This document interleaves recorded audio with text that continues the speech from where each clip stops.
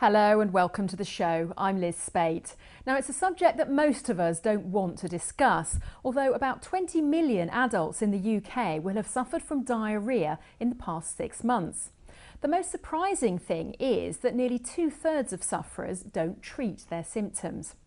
Well, I'm joined today by health expert Dr. Christian Jessen and Jackie Bell, a patient with personal experience of the problem. Thanks to you both for coming in. Okay.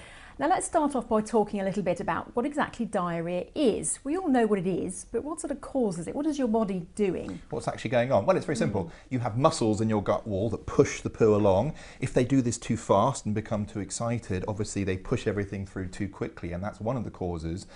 The other cause really, and the reason why we have such long guts, is that they extract water from your poo. They reabsorb it. That's what makes the poo more solid. Right. If that's not been done, for instance, if the poo's moving through too quickly and the water is remaining, you can see that then they're going to remain more liquidy, more loose, and that again is a cause of diarrhoea. So your gut's not happy then, it's sort of overreacting really.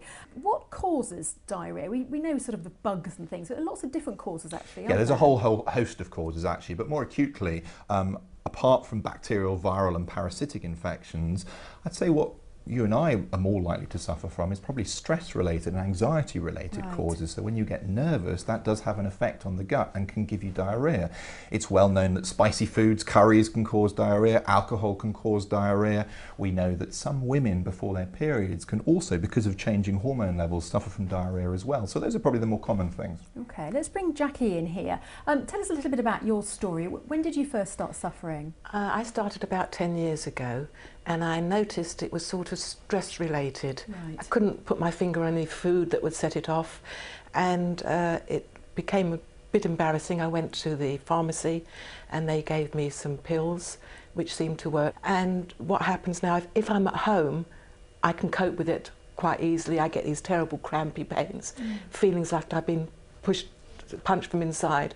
But if I'm out in company, and it happens, I take a pill, and that sort of relieves the symptoms. Yeah, so you're managing your condition really well. Yes, yeah. yes. So Christian, tell us a little bit about treatments available out there. Well, divide them very simply into two types. There's rehydration, and this is probably key. Dehydration is very common when you have diarrhea because you're losing fluid. So the most important thing is either drink plenty of water or juice or whatever liquid you prefer. Tea is fine. Yes. Oral rehydration solution is also available, which is a sort of mixture of salt and sugar. That's probably for more serious chronic diarrhea. The other form is the symptomatic relief. So an over-the-counter medication like loperamide, for instance, can just help calm the gut down, slow the gut down, help increase water reabsorption from the gut so the stools are not so loose. And that I think you take, and it really does help relieve the symptoms, doesn't Absolutely. it? So really that's the mainstay of treatment. But there is a bit of a myth about not treating diarrhoea because people are worried that it's going to bung them up and kind of keep any bugs in there.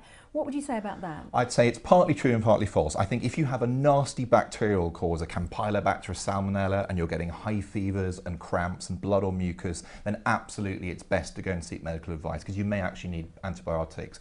But for the majority of us with your basics of anxiety-driven diarrhea, that's absolute nonsense. It will help you get on with your life and help you leave the bathroom if you do treat it. So I would advise it. Okay, Christian, wise words there, very reassuring. Jackie, thanks so much for coming in, and Thank Christian you. for all your Thank you. advice. Thanks for watching. We'll see you next time. Bye-bye.